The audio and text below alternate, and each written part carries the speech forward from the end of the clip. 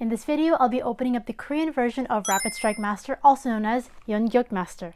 Let's get going.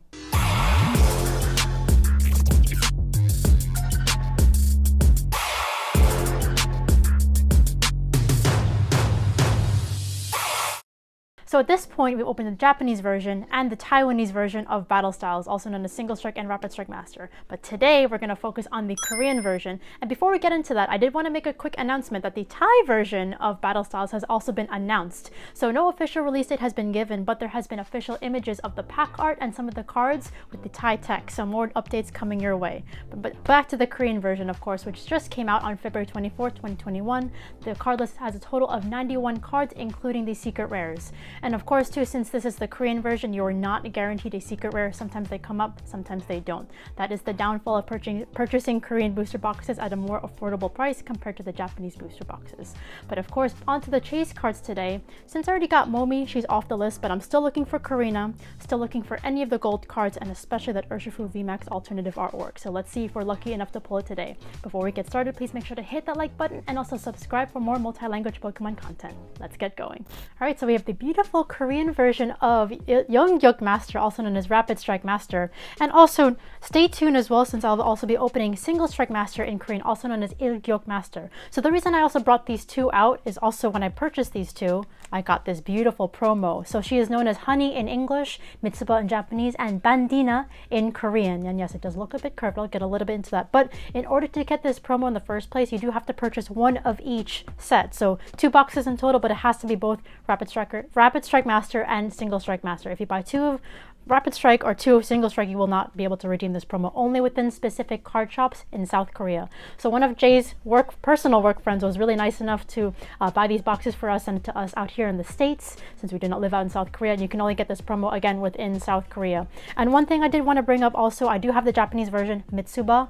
One thing I wanted to point out, so if you take a look at the numbering on the bottom left corner, this one says 157 /S-P. It's quite different from the Korean version, which says 82 /S-P. So this is just saying that the number of promo cards in South Korea versus Japan are quite different. Sometimes you have exclusives in one country and not in the other. So that's the reasoning why it could be different. And yes, this one looks a lot flatter, I know. So the quality of Korean cards are very different compared to Japanese cards, and sometimes with maybe humidity or if left out in the air, not put in a hard case quick enough, sometimes they can bend, whereas the Japanese cards are a bit more reliable. Japanese cards can still bend though if you are in a humid enough environment, but I just wanted to bring that up in case you're curious on how to get the promo. And also one last thing, I wanted to talk about the sealing of this box. So you can see there's a whole plastic covering of the entirety of the box. We have not really seen that in the Sun and Moon era boxes. So here's a Dream League box that I have kept sealed. I did open this on my channel previously, a different box, but I wanted to point out with Sun and Moon era boxes, sometimes or usually there's a huge piece of tape on the top just to indicate that it is sealed. And yes, there's 2 different ways of sealing, but they are both officially licensed and authentic. There are fake booster boxes right now of Astonishing Volt Tackle in Korea, but they look very different from this. They're a lot smaller, a lot thinner, and it's pretty obvious, and they should not have any licensing, whereas the real boxes do have licensing. So just wanted to point that out, and that's also another reason why I like to keep some sealed booster boxes, to make it easier for you guys to see the differences between different generations. And of course, with this booster box, we have 30 booster packs and 5 cards per pack. Sorry guys if that was a lot of information. I just felt this was a lot of important information to bring up, just to help answer any questions you may have. I know a lot of you are still trying to get to know Korean booster boxes a bit better, and look at that. Hopefully we'll get our secret rare today. They're not always guaranteed, as you may have seen on my previous videos on my channel, but I do like to give Korean cards a chance, to see what we get. So let's see. And they're all put in one pile. There's no distinguishable left versus right like in Japanese boxes. So wish me luck, Jay. Let's see what we get. And usually no card trick with Korean cards. We have Horsey. Look at that. I feel like I just opened this, but now we see it with yellow border. So that's another thing. Korean cards have very different card stock compared to Japanese cards. And as you can see on the back, they have international back. So the Japanese cards have their own specific backs, as you can see here with the Mitsuba promo, of course the Japanese version. The Korean cards will have these backs, so do not be alarmed. That is typical if it's not in Japanese language. Even the English cards have that. This is such a nice pack art, by the way. It looks a bit bolder in my opinion. I don't know what you guys think. I think it looks more saturated. It does, right? And of course this is set S5R. In Japanese it really meant Rengeki, and then S5I is the red version, or Single Strike Master. In case you guys didn't know the difference between the names, we have Rapid Strike Mustard. There's also a nice full art card to that character in this set. But hopefully we'll get that full art Urshifu. Still hunting for it. I don't really mind which language it's in. I just want to see it in person because it is quite a work of art. I know a lot of you can probably agree with me on that. Blipbug, Levelball. Oh, we got Octillery Hollow. Very interesting. Very different from the Japanese hollow or the Taiwanese hollow because they have the hollow borders. For those who don't know, Taiwanese or Chinese cards are also manufactured in Japan, so they'll have the exact same card stock as Japanese cards. Korea is not. I believe it's printed within South Korea, so they have their own type of card stock. They'll feel a bit thicker. They feel a bit more similar to English cards in my opinion.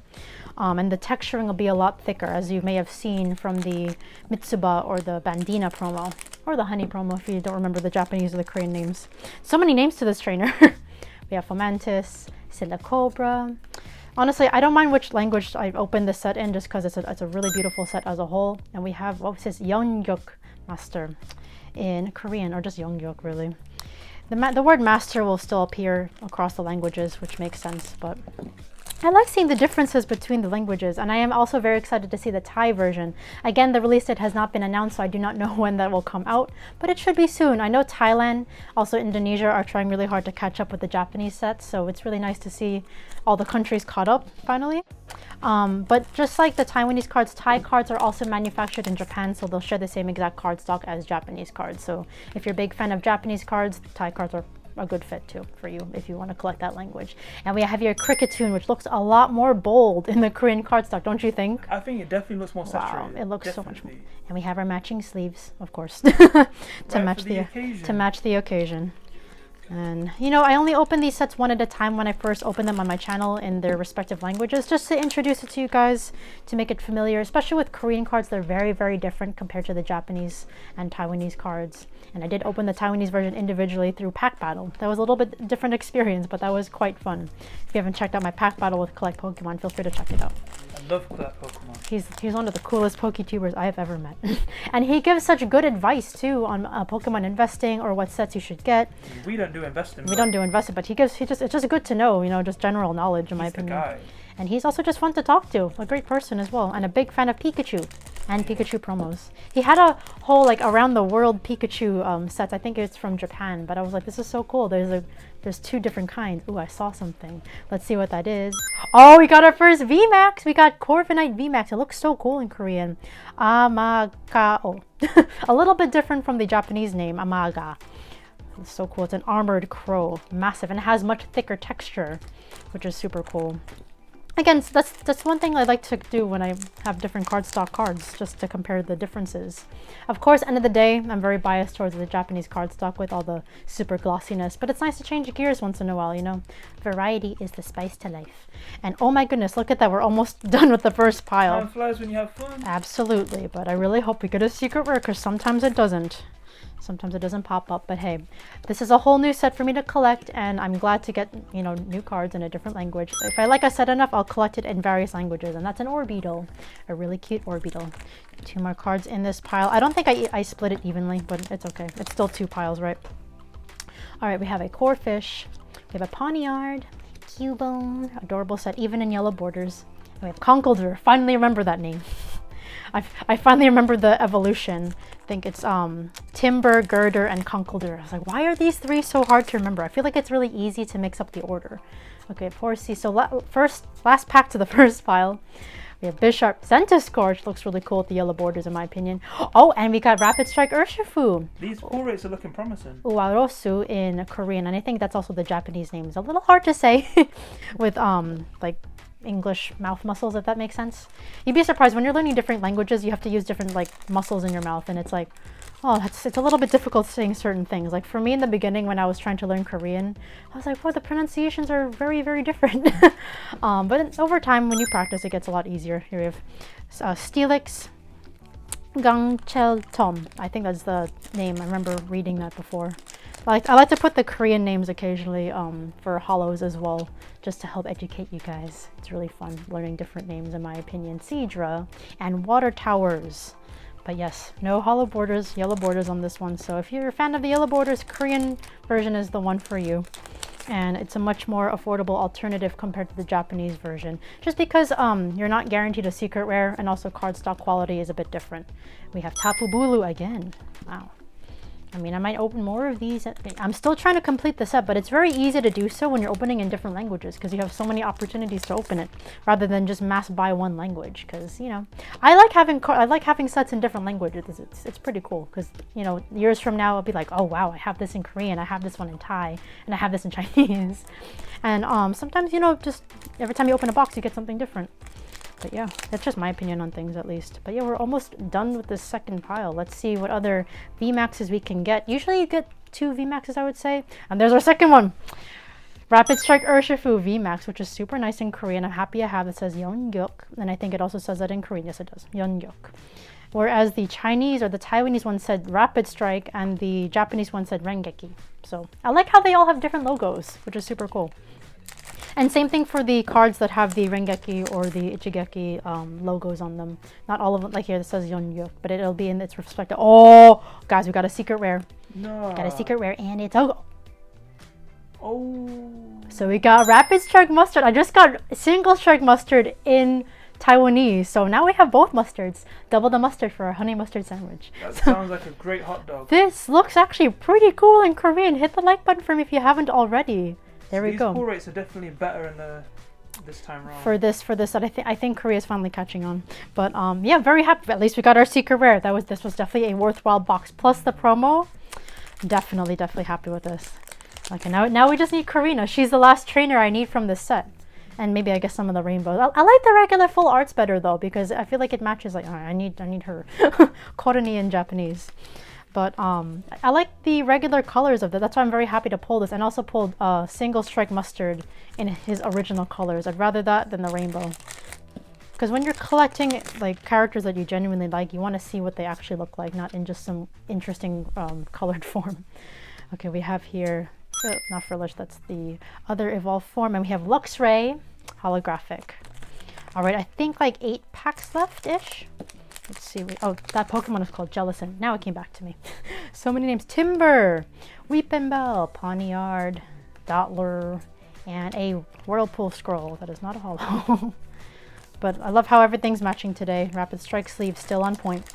I eventually got to get the Single Strike sleeves to match my sets too, because I'm going to be clearly we're going to be collecting the set in 4 languages.